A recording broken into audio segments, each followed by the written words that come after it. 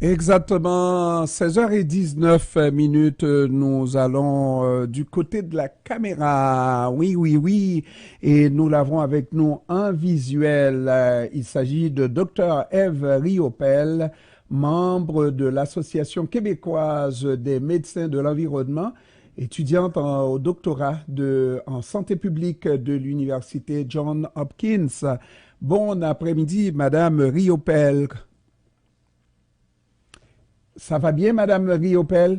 Oui, très bien, merci. Et vous-même? Oui, moi, ça va toujours bien, même quand ça va mal, Madame Riopel. Hein? Est-ce que ça va bien pour vous aussi? Oui, oui, oui, contente d'être là et enchantée de pouvoir parler de qualité de l'air avec vos auditeurs. Oui. Alors, donc, il s'agit d'une polémique entre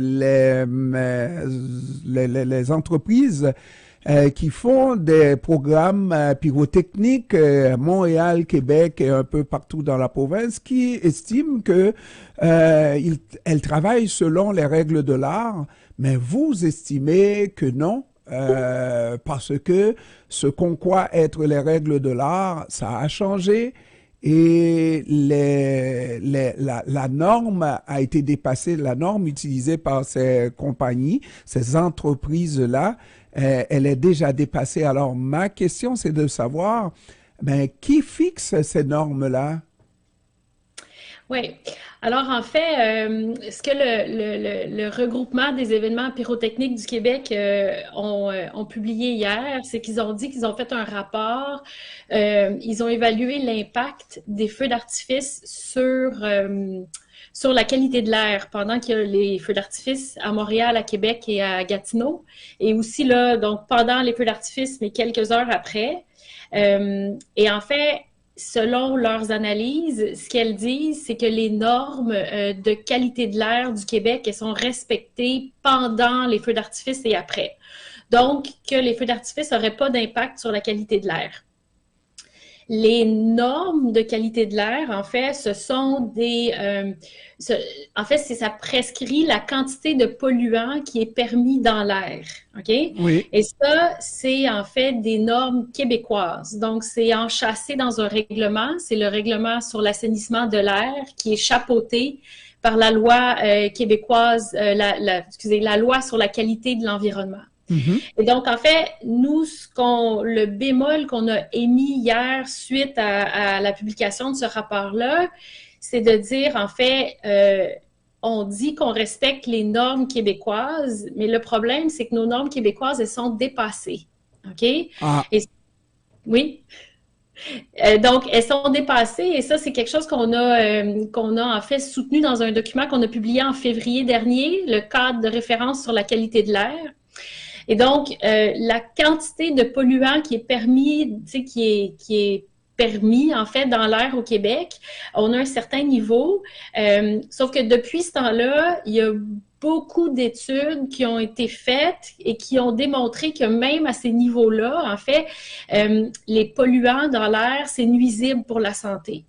Et donc, en 2021, l'OMS a émis des nouvelles recommandations pour les pays pour qu'ils établissent leurs normes en disant il faut baisser la concentration de polluants parce qu'au niveau qu'on a en ce moment, là, c'est dommageable pour la santé de la population. oui, donc je comprends qu'il n'y a pas de normes strictes parce que les compagnies qui font ce type de programme-là, à la ronde, pour ceux qui ne le savent pas, chaque été, n'est-ce pas, il y a plusieurs programmes de feux d'artifice, entre autres, pour les nommer de manière très directe. Ces compagnies-là pensent être en règle avec ce qu'on appelle les normes, n'est-ce pas? Et pourtant, elles ne sont pas en règle. Ça veut dire que ces normes-là ne sont pas publiées et ne sont pas, bon, normées, des normes qui ne sont pas normées, et chacun y va selon sa bonne foi, n'est-ce pas? Et c'est dommage que ça soit comme ça. Ben, en fait, tu sais, à ce que vous affirmez, bon, en fait, bon, c'est ça, ces compagnies-là de feux d'artifice, là, la Ronde et tout, eux, ils se sont vraiment basés sur les normes du Québec. C'est ça qui est en vigueur en ce moment. Mais la chose qui arrive avec les normes du Québec, c'est que ce sont des guides, ce sont des indicateurs, mais malheureusement, au Québec, on a ces normes-là et on n'en fait pas rien de plus après. On n'a pas, nos normes sont pas associées avec des objectifs, on n'a pas de programme de réduction des polluants avec un suivi, avec des interventions concertées. Donc, donc, en ce moment, au Québec, en fait, la qualité de l'air, euh, les gens qui se battent pour améliorer la qualité de l'air, ce sont des citoyens qui sont extrêmement concernés par ce qui se passe dans leur région. Ouais. Alors, on peut penser à Rouen, à Québec, il y a eu Arvida aussi. Donc, en ce moment, malheureusement, c'est ce qui arrive. On a les normes, mais il n'y en a pas rien de plus qui est fait. Mais à travers le monde, j'imagine Ouais. que vous ne vivez pas en vase clos. Il y a des normes qui sont édictées. Est-ce qu'elles sont comparables avec ce que donne Québec ou alors c'est beaucoup plus proche de ce que vous voulez faire reconnaître? Parce que je Ouais. dois m'exprimer de cette manière-là, parce que c'est pas universellement reconnu, là. Ben, en fait, donc, dans le monde, je pense que je vais m'en tenir aux sociétés développées, parce que c'est sûr que les sociétés en voie de développement, on est complètement ailleurs en C'est termes de vrai. qualité de l'air. Ouais. Donc, ce que je dirais, c'est que les sociétés développées, il y en a énormément, là, notamment là, en Europe, même aux États-Unis, ils en ont parlé dernièrement, ils sont en train de réviser leurs normes de qualité de l'air suite à la publication de ces recommandations de l'OMS. Alors, ce qu'il faut savoir, c'est que les recommandations de l'OMS, ils sont quand même très strictes et ça va demander un effort important. Mais en fait, l'idée, c'est de reconnaître qu'elles sont là et de commencer à travailler pour éventuellement les atteindre. Tu sais, l'idée avec la qualité de l'air, c'est que ça devrait être un travail en continu. On veut toujours améliorer notre qualité de l'air. On devrait toujours constamment être en train de chercher à diminuer les émissions polluantes. Et non Absolument. pas, et non pas se reposer sur un certain chiffre et se dire c'est bien. Parce que, je m'excuse, dernière chose, la chose à savoir, c'est qu'il n'y a pas de niveau sécuritaire d'exposition à la pollution atmosphérique. Hein. Dès qu'il y a de la pollution atmosphérique, il y a un risque pour la santé. Absolument, on est d'accord là-dessus. Et donc, pour les gens qui ne comprennent pas ce dont il est question ici, la qualité de l'air, je pense que tout le monde le comprend, mais associer la question de la qualité de l'air avec des programmes pyrotechniques, il faut essayer d'expliquer à nos auditeurs, c'est comment on appelle ça, des irritants que ces programmes-là éparpillent, on va le dire comme ça, dans l'air, n'est-ce pas, et qui polluent l'air. Alors, moi, ma question, c'est est-ce que pour laisser passer la plus petite particule possible, n'est-ce pas, dans l'air, à la suite de ces programmes-là, est-ce que ça coûterait plus cher à ces compagnies-là pour ne pas vouloir se soumettre à ce que vous proposez comme les nouvelles normes? Ben, en fait, là, c'est sûr que moi, je suis pas une experte là, de pyrotechnie, mais c'est sûr que les feux d'artifice, c'est ça, hein? C'est des métaux qu'on va projeter dans l'air. Donc, c'est des petites particules qu'on projette dans l'air qui vont brûler, qui font la couleur. Fait que, tu sais, l'idée, à faire avec les feux d'artifice, parce que c'est clair que ça va émettre des polluants. Donc, nous, en fait, ce qu'on dit, c'est que les feux d'artifice devraient être associés à la gestion de la qualité de l'air de façon proactive. Donc, Ah, il y a des modèles prédictifs qui existent et on pourrait dire, on est capable de savoir quand est-ce qu'on pense que la qualité de l'air va se détériorer.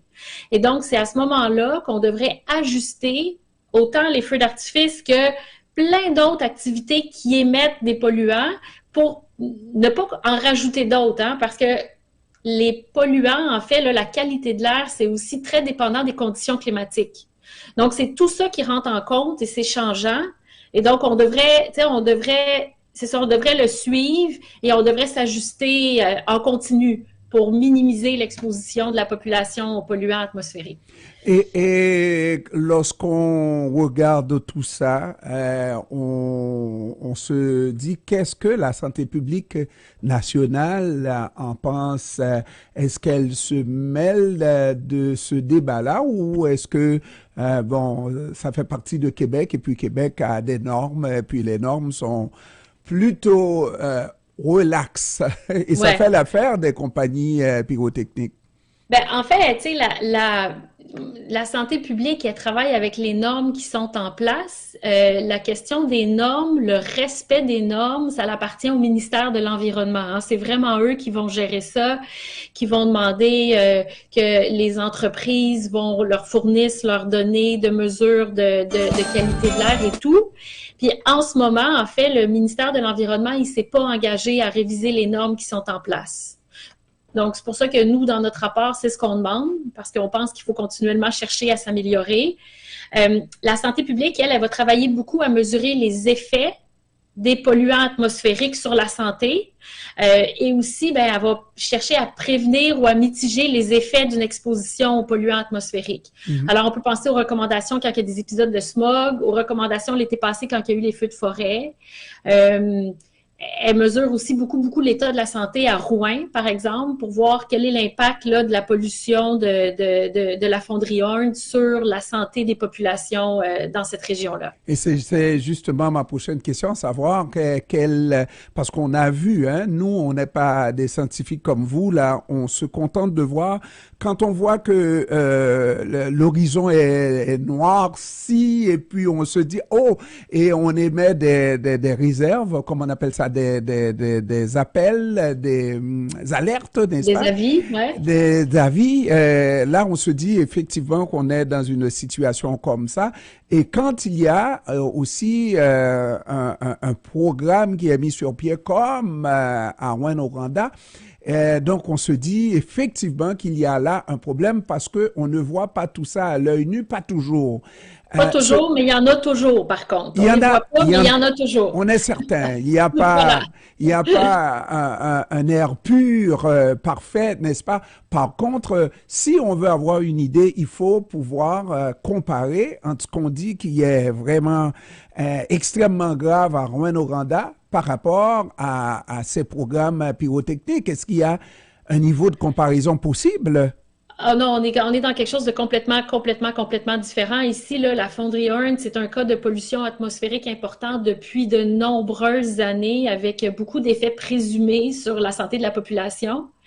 Puis un autre élément aussi, c'est que les gens à Rouyn sont extrêmement préoccupés, hein, sont très vocaux, ils vont faire beaucoup de revendications. Bon, nous, à Montréal, c'est ça, les feux d'artifice, c'est vraiment court dans le temps, c'est quelques soirées. Donc, c'est vraiment pas la même amplitude, c'est pas la même ampleur.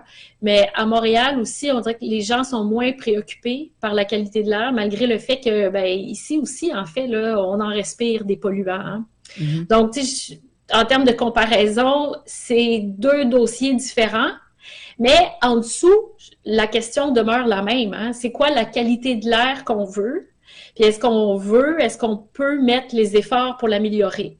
Donc, nous, à l'Association québécoise des médecins pour l'environnement, en fait, on pense qu'il est temps de mettre sur pied une stratégie nationale sur l'air, un peu à l'image de la stratégie nationale de l'eau, pour aborder ces questions-là, pour se donner des objectifs. Comme ça nous permettrait, là, au niveau provincial, de se dire, voilà, c'est là où on veut aller, puis on va ajuster on va ajuster, en fait, les actions en fonction de la qualité de l'air. Et c'est peut-être là où il y a un problème, parce qu'il y a l'industrie aussi qui a son mot à dire, et on semble prendre en considération beaucoup plus, parce que c'est des positions qui sont très pesantes, parce qu'il y a le signe de dollar après tout ça, n'est-ce pas? Et on semble vouloir vivre, quand on regarde ce qui se passe à Rouyn-Noranda, on semble trouver des échappatoires, n'est-ce pas, à la fonderie Horn. Et puis donc, comme ça, on peut se dire ce qui se passe à Montréal, comme vous l'avez dit, c'est de la petite bière par rapport à ce que vivent ces gens dans Rouyn-Noranda. Ben, bon, c'est sûr que c'est différent. C'est sûr que il y a toujours un coût à vouloir à chercher à réduire les émissions polluantes, mais il faut aussi considérer les coûts pour la santé, hein. La pollution, elle a un coût important, puis ça, on n'en parle probablement pas assez. Juste pour dire que Santé Canada estime qu'au Québec, la pollution de l'air est associée à 4000 décès par année. OK? Puis en termes de coûts, tu sais, les coûts associés à tous les problèmes de santé, qu'on parle de visites à l'urgence, d'hospitalisation, de journées de travail manquées, les décès avec les conséquences économiques que ça a pour les gens autour de ces personnes-là qui sont décédées, on estime que c'est 30 milliards de dollars. Donc, nous, à l'ACME, en fait, c'est un peu ce qu'on dit, là, il y a les coûts sur la santé sont super importants, puis dans ces situations-là, il faut vraiment les considérer. Il n'y a pas juste les coûts des compagnies, puis de l'impact que ça peut avoir sur une région. Donc, c'est toujours ces deux aspects-là à prendre en considération. Je pense qu'on peut voir que dernièrement, en fait, la qualité de l'air devient de plus en plus présent à l'esprit des gens, hein. On en parle de plus en plus. C'est sûr que les feux de forêt l'été passé, je pense que ça nous a vraiment, vraiment démontré qu'est-ce qui se passait. Donc, nous, en fait, on est optimistes, là. En fait, on pense que cet aspect-là, là, les coûts pour la santé qui sont liés à la qualité de l'air, là, ça va faire du chemin, puis ça va prendre plus d'importance dans la balance des décisions. Et puis un jour, c'est quelques exercices pyrotechniques par saison. Et puis un autre jour, étant donné que c'est des petites paillettes qui sont très très belles pour les yeux, mais on peut en avoir 3, 4 fois par année, 10 fois par année, etc. Et puis on peut avoir de plus graves problèmes. Mais je voudrais, avant de nous quitter, parce qu'on a dit tout à l'heure, bon, les normes dans les pays en développement ou sous-développés sont différentes, je comprends, mais je regarde des pays extrêmement développés, au moins un pays qu'on voit où ce problème-là ne semble affecter personne, c'est la Chine. En fait, la Chine a clairement un problème de qualité de l'air. Au point où on est obligé souvent de porter des masques. Oui, voilà, porter des masques, puis il y a comme tout en fait, je veux pas trop m'avancer, là, mais il y a clairement tout un mouvement là, en Chine là, plus écologique, parce que justement, le problème de la qualité de l'air dans les grandes villes, c'est rendu pratiquement invivable, là. Donc, quand on se compare, la qualité de l'air au Québec, elle est pas si mal, mais en fait, elle est bien, là. Mais ça veut pas dire qu'il n'y a pas de travail à faire pour continuer à l'améliorer. Et puis, mais ça m'incite à vous poser cette toute dernière, mais cette fois, c'est la toute dernière, là. Ouais. Étant donné qu'on dit que le monde est un village global, Ouais. est-ce qu'il faudrait pas regarder et forcer les autres juste à côté si on ne prend pas les mesures nécessaires aux États-Unis? On est juste à côté de la frontière, là. Est-ce qu'on ne subit pas la pollution de l'autre aussi, juste à côté? Ah oui, c'est sûr que on subit la pollution des autres, là. Je veux dire, ce sont des particules en suspension dans l'air, ce sont des gaz qui vont qui vont voyager avec les vents puis avec les courants atmosphériques. Donc ça, il y a aucun doute. Mais ceci étant dit, il y a déjà en fait là des actions concertées. Il y a déjà des endroits où ces impacts-là de la pollution là transfrontaliers ou interprovincial entre les provinces, là, il y a déjà des endroits où est-ce que c'est adressé, là, que c'est discuté puis qu'on essaie de les remédier. Ça, oui. Et puis, il faut pas attendre qu'on arrive au niveau de la Chine, là, n'est-ce pas, pour commencer à prendre des dispositions, n'est-ce pas? Il faut y aller le plus tôt possible. Docteur En fait, Oui, Oui, je m'excuse. Si je peux me permettre, là, on n'est pas comme la Chine parce que depuis 20, 30 ans, il y a énormément de dispositions qui ont été prises pour améliorer la qualité de l'air. Tu sais, ça fait longtemps que c'est un dossier qu'on travaille pour améliorer. Il y a eu énormément de réglementations, mais il faut pas arrêter. Il faut continuer, en fait. Je pense ouais. que c'est le message. Mais, docteur on appelle le docteur pour l'environnement, docteur l'Association québécoise des médecins de l'environnement, euh, parce que il y a un rapport entre la qualité de l'air et la dégradation de la santé physique, n'est-ce pas? Il faut y voir, et ça c'est une médecine particulière, parce que j'imagine que les maladies associées à la détérioration de l'environnement, c'est les poumons, c'est des particularités très importante à un niveau de médecine que vous pratiquez parce que je me disais que c'est pas Ouais. très sexy être médecin en En rapport fait, avec la qualité de l'environnement. ben, en fait, tu sais, l'Association québécoise des médecins pour l'environnement, c'est un regroupement de médecins qui sont préoccupés par l'environnement, la dégradation de l'environnement, puis l'impact que ça a sur la santé.